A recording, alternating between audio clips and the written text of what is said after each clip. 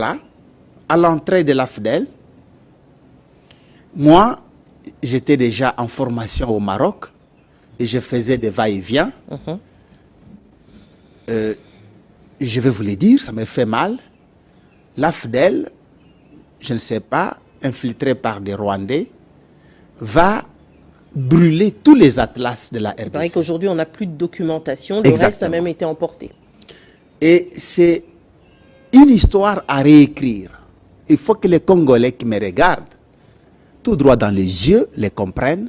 Le pays n'a pas de carte. Même pas au musée de Tervuren. Et ce qui est au musée de Tervuren est bloqué par le Belge.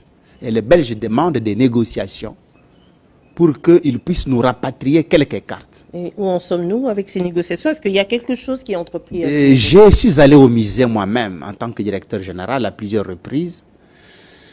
Et nous avons signé la coopération avec le musée de Tervuren pour que nous puissions retravailler la cartographie de la RDC.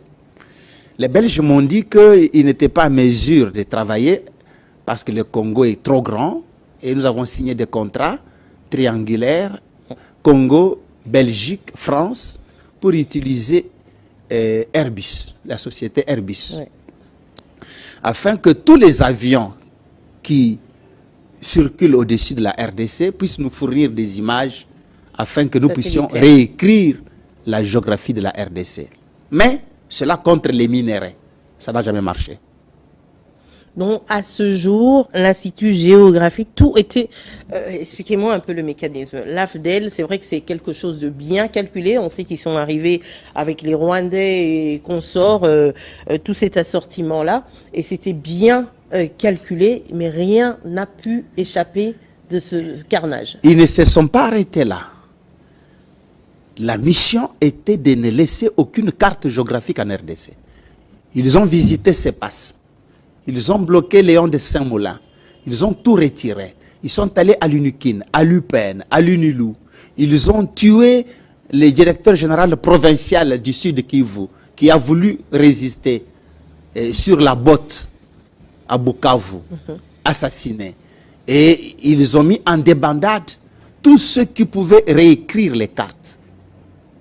Et je vous l'ai dit, les Congolais n'ont jamais rêvé qu'on leur a pris quelque chose de plus précieux, c'est la cartographie. On a l'impression que c'est un peu une sorte de...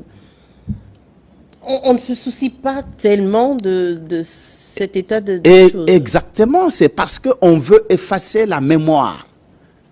Quand vous parlez, on dit Gaël. Même si je ne vous vois pas, mais je vous vois. Exactement. J'ai votre image. Est-ce qu'on n'a déjà pas réussi à effacer la mémoire du Congolais? On a effacé la mémoire. Je vous donne un petit exemple.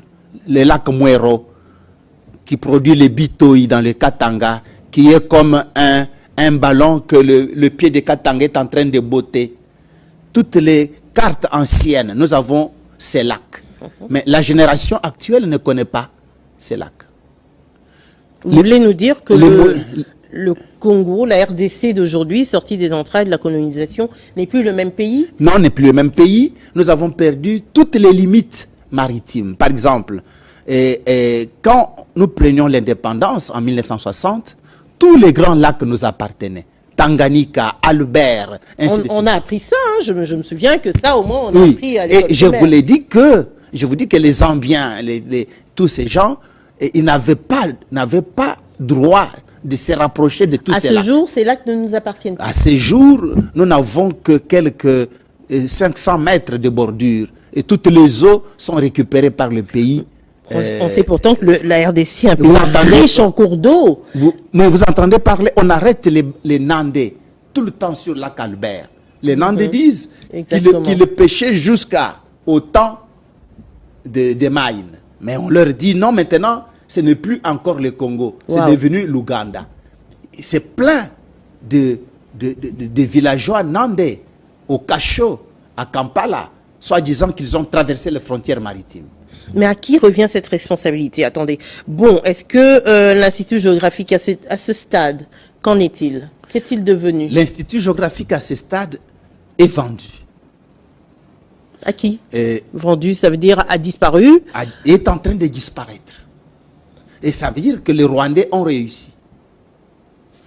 J'ai été contacté par l'ECC, l'église protestante, l'église du Christ au Congo. Oui, Christ au Congo, et puis aussi soutenu par la CENCO pour refaire la cartographie, mais en tant qu'universitaire à l'UPN, pas à l'Institut géographique.